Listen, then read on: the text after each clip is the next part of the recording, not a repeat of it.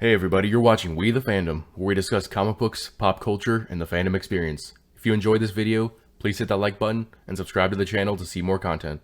How's it going everybody? Jacob here at We the Fandom, and in today's video, I'll be doing my breakdown and review of the third episode of Marvel's What If, a new Marvel Disney Plus show taking us through the multiverse and giving us alternate versions of the MCU films, with this episode being titled, What If the World Lost Its Mightiest Heroes? As will be the case with all these episodes, each alternate reality will be narrated by the Watcher, voiced by Jeffrey Wright. So it starts off with the Watcher talking a little bit about the formation of the Avengers, Earth's mightiest heroes, and says this world is one where they didn't exist. And basically cuts to the scene from Iron Man 2 when Tony Stark is sitting inside that giant donut eating a box of donuts just before Nick Fury and Natasha Romanoff show up to give him a temporary treatment from the radiation sickness. The conversation basically goes the same way, except that right after Black Widow injects Tony with the antidote, he dies, killing off the first member of the team and implicating Black Widow in the murder due to her being the one to inject him. Now, if you didn't know, the events of Iron Man 2, Thor, and the Incredible Hulk all took place within the span of a week. So while Black Widow is being taken into custody to be brought to Secretary Pierce for interrogation, Coulson is currently in New Mexico looking at Mjolnir in a crater. Meanwhile, Black Widow gets taken by Brock Rumlow, who we know to be Crossbones in the future, and the other guys that worked alongside Captain America in Captain America and the Winter Soldier. And similar to Steve Rogers in his elevator fight, Black Widow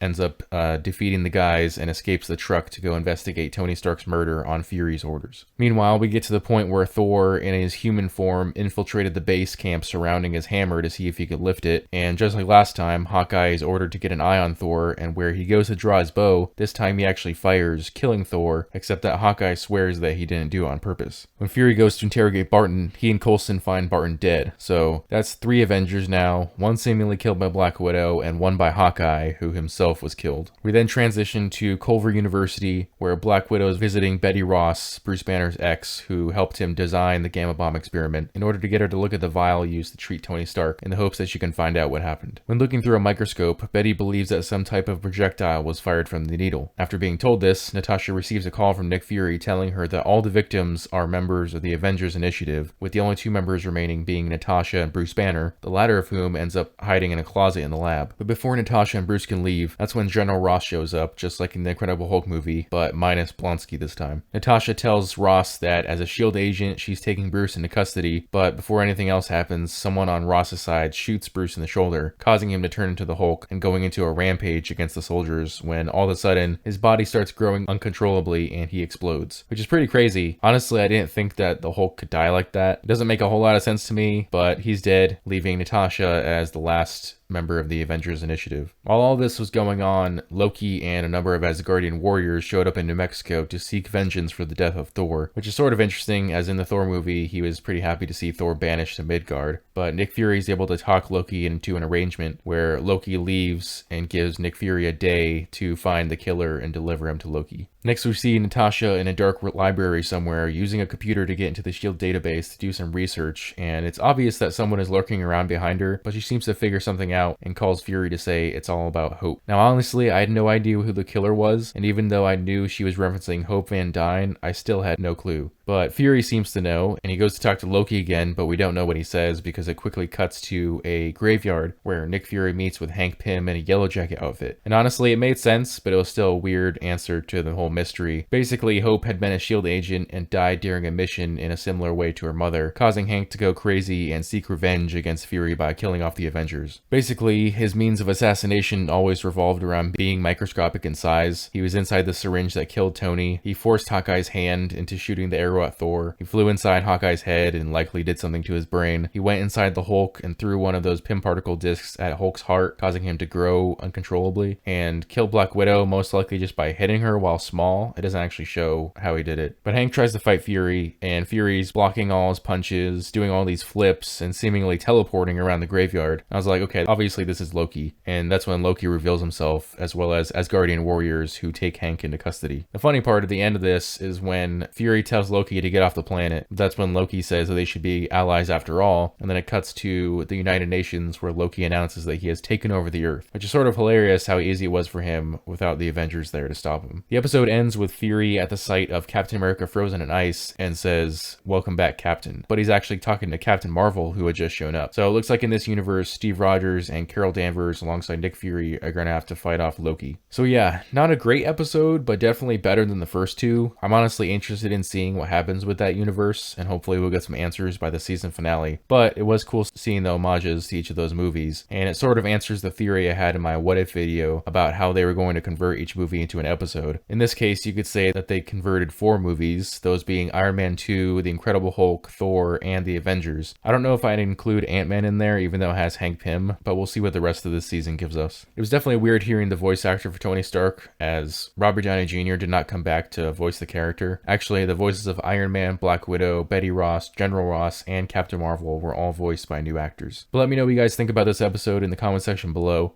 As always, if you enjoyed this video, please leave a like and subscribe to the channel. Also, hit that notification bell so you never miss a new video. I'll see you all next time. Bye.